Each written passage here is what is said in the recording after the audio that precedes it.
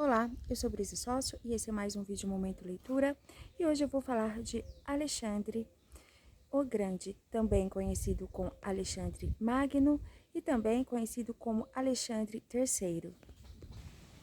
Oi, eu sou Brisa Sócio aqui do canal Brisa Sócio World. Deixe seu like e inscreva-se no canal e eu quero falar então sobre Alexandre Magno ou Alexandre Grande, rei do reino antigo grego da Macedônia. Seu reinado durou entre 336 e 323 a.C., período helenístico. Alexandre sucedeu seu pai e tornou-se um conquistador de territórios na Ásia. O povo de Alexandre, os macedônios, habitavam o norte da Grécia e se consideravam helenizados. Portanto, eles se consideravam, assim, povos superiores, um povo superior, melhor dizendo. Na visão deles, claro. Alexandre tinha um exército formado por soldados de diversas origens.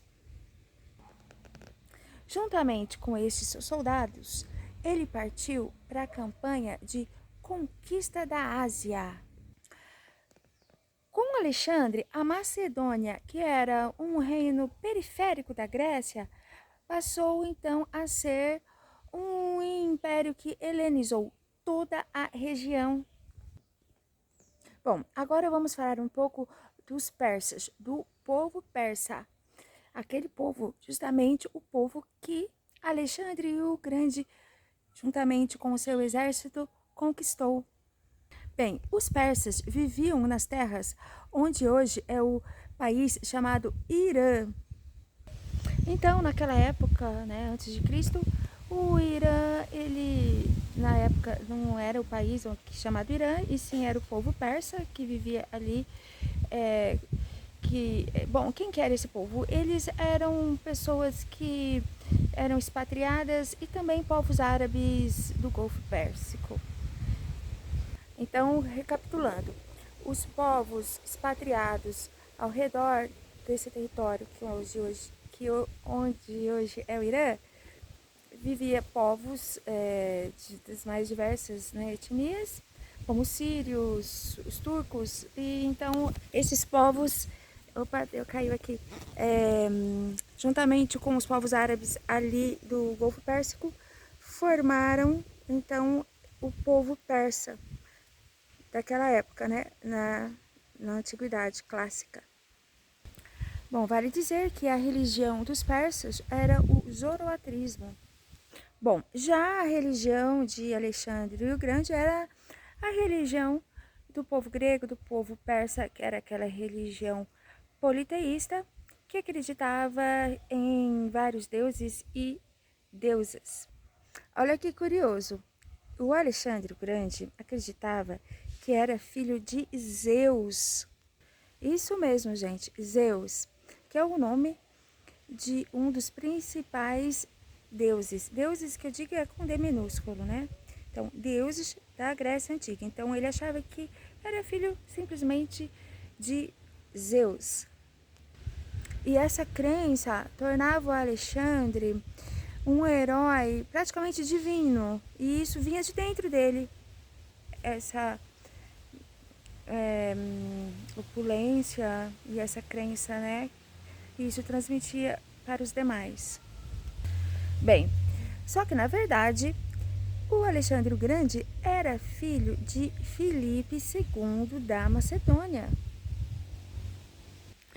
E a mãe do Alexandre era Olímpia. Seu nome era Olímpia. E a Olímpia era filha de um rei. Bem, mas o que tornou Alexandre um grande conquistador? Então, um dos fatores que tornou Alexandre ser o que foi é o fato dele ter uma personalidade muito ambiciosa. Outro fator que fez com que Alexandre o Grande ter sido esse grande conquistador foi o fato dele ter tido uma excelente educação, né? E como eu disse, ele foi educado por Aristóteles. Além disso, Alexandre o Grande, que se achava o filho de Zeus, também teve muito apoio de seu próprio pai, o pai biológico, né? O próprio Filipe II da Macedônia. Bem, então o pai dele, o Filipe II, ele já tinha uma força militar muito poderosa. Então, a compreensão de estratégias militares somada com a sua educação sob o tutorado, né, de Aristóteles, afinal de contas Aristóteles foi tutor, professor de Alexandre o Grande, transmitindo a cultura grega com todos os seus saberes, toda a sua herança acumulada, né, grega, que Aristóteles tinha ali junto com ele, né, e que também transmitia para Alexandre, o seu pupilo. Então, o próprio pai biológico do Alexandre, né, o Filipe II, contratou Aristóteles para ser o preceptor de seu filho, quando ele tinha cerca de 13 anos. Bem, e aí Aristóteles, o que ele ensinou para o Alexandre?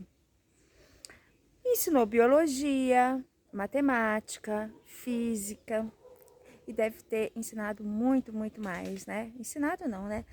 Não só ensinado, mas proporcionado, né, a aprendizagem.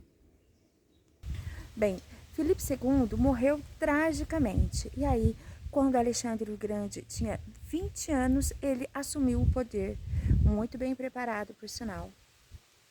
Bem, podemos dizer que Aristóteles era um generalista, ou seja, ele se interessava por vários assuntos, interesses diversos, né, que abrangia muitos assuntos. E além disso, ele se aprofundava nos assuntos, né, assuntos de diversas áreas. E isso então fez toda a diferença na educação do seu pupilo Alexandre o Grande. Então, como eu disse, o Aristóteles ensinou biologia, matemática, física, mas não só isso. Ele ensinou também para Alexandre matérias como política, ética, lógica, sabe? E muito mais, né? Ele estudava a natureza também, veja, como a biologia, por exemplo, né? E o mais interessante disso tudo é que Aristóteles passou para Alexandre uma visão holística. Então, o que significa essa visão holística? Então, holismo, é um conhecimento que significa que as várias áreas dos saberes estão interligadas, estão conectadas. Ou seja, várias áreas da filosofia e da ciência se interconectam. Então, o Alexandre, ele sabia falar muito bem, ele sabia se expressar muito bem. Por quê? Ele estudou retórica, isso mesmo, retórica, com o próprio Aristóteles. Então, o conhecimento de política e retórica que Aristóteles passou para Alexandre ajudou ele a ser um líder respeitado, um líder que comandava os seus guerreiros com muita maestria. Olha, e o conhecimento do Alexandre herdado de Aristóteles não para por aí, não. O Aristóteles ensinou para o Alexandre conhecimentos sobre medicina, tá? Arte, além daqueles que eu já falei, né? Moral, filosofia, religião também, gente, religião. Até isso Aristóteles ensinava para Alexandre. Religião, lógica, etc. Olha, Aristóteles valorizava o conhecimento adquirido a partir da experiência e da observação. E ele ensinou esse método para o Alexandre, claro. Então, esse método que prezava, né? Primava pela observação, né? Pela experiência, ou seja, um método empírico levou então o Alexandre a compreender o mundo de uma forma muito intensa, uma forma realmente que ele podia pôr em prática tudo aquilo que ele aprendeu. Ou seja, Alexandre tinha capacidade de colocar a filosofia dentro de uma perspectiva empírica. Já pensou nisso? Ele realmente vivenciava a filosofia. É claro, né? Experimentava, vivenciava, observava, né? E agia conforme ele ia aprendendo e observando, né? E usando também um método de raciocínio lógico, né? Então isso fez toda a diferença na liderança de Alexandre desde da sua mais tenra idade, né? Desde os 13 anos, que ele ainda era muito jovem e já começou a desenvolver tantos saberes através do seu contato com Aristóteles. Além disso, Aristóteles, ao ensinar Alexandre, ele não quis se especializar muito em alguma coisa, sabe? Ele fazia uma educação que abrangia os conhecimentos, como eu disse, de forma generalizada. Então isso é uma coisa que realmente funciona, né? O que é também um método nas escolas, né?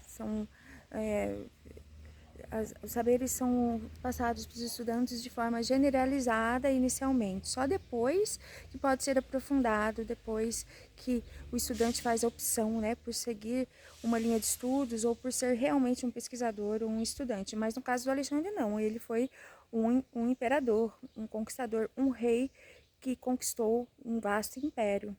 Aliás, o segundo maior império depois de Alexandre. Aliás, Alexandre é ele, depois de Gengis Khan, né, que teve o maior império em extensão territorial, vem em segundo lugar o Alexandre o Grande, né, um grande conquistador, Alexandre o Magno. Então, vamos só para terminar essa parte aí do método de ensino, né, que Aristóteles aplicou no Alexandre, que era basicamente empirista, é claro que generalista também. Ele acreditava que o conhecimento se iniciava com a percepção dos sentidos, e aí os sentidos são processados pela razão, e aí sim chega-se à verdade. Então, pelos sentidos, pela experiência, depois pela racionalidade, e aí chega-se, enfim, à verdade. Olha aqui um exemplo, né, do que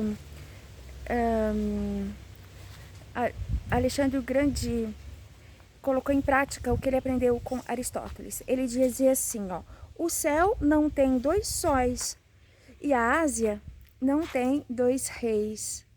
Então, esse raciocínio lógico que ele aprendeu com Aristóteles fez toda a diferença no discurso dele, não é verdade?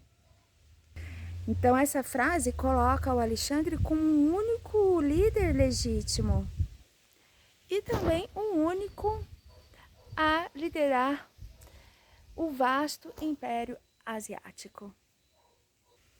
Olha, vamos ver aqui uma outra frase do Alexandre o Grande que faz toda a diferença. Ele disse assim, ó: não há nada impossível para aquele que tenta. Não é nada impossível para aquele que tenta, claro, né? Outra frase também que ele aprendeu muito bem com o seu mestre Aristóteles. Isso mostra a busca, a persistência, a insistência para se buscar o que se quer. Ou seja, a determinação na busca dos objetivos. Bom, agora uma curiosidade sobre o Alexandre. Acredita-se que o Alexandre era bissexual. Outra curiosidade em relação ao Alexandre. Antes dele morrer, ele pediu 3 coisas para os seus generais, para os seus companheiros. que seu caixão fosse carregado pelos melhores médicos da sua época, que seu tesouro fosse espalhado ao longo do caminho até o seu túmulo e que suas mãos ficassem para fora do túmulo, ou seja, aliás, túmulo não, gente, caixão. Ele pediu que suas mãos ficassem para fora do caixão, tá? Ou seja, à vista de todos. Bom, o gesto de os melhores médicos carregarem o seu caixão significava o quê? A insignificância da morte perante a vida humana. Ou melhor, esse gesto, este fato de os melhores médicos de sua época ter carregado seu caixão, simbolizava a insignificância da morte diante da natureza humana. A sua riqueza ser espalhada no caminho até o seu túmulo simbolizava que a riqueza não ia junto com o corpo no além-vida. Ou seja, a riqueza não acompanha a pessoa na morte. E as suas mãos fora do caixão, o que significava? Significava o seguinte, que ele era um homem, um ser humano, apenas um ser humano, com as mesmas limitações dos outros homens. Então, foi isso que ele pensou, né? Significou quando ele fez, então, esses pedidos. O significado desses pedidos são mais ou menos isso que eu tentei explicar para vocês. Gente linda, esse vídeo, então, fica por aqui. Deixe o seu like, inscreva-se no canal, divulgue esse vídeo. Assalamu alaikum. E até o próximo vídeo. Momento Leitura!